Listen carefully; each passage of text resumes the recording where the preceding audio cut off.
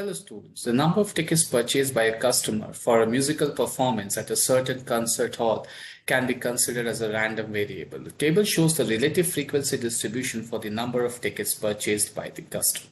So these are the number of tickets purchased and this is the relative frequency given. Suppose each ticket for a certain musical performance cost $12.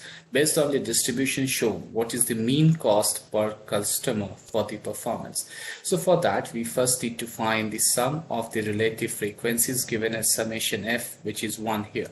So to calculate the mean x bar, the formula is summation of f into x divided by sum of the frequencies. So summation of f into x means 0.2 into 1 plus 0.45 into 2 plus 0.1 into 3 plus 0.2 into 4 and plus 0.05 into 5.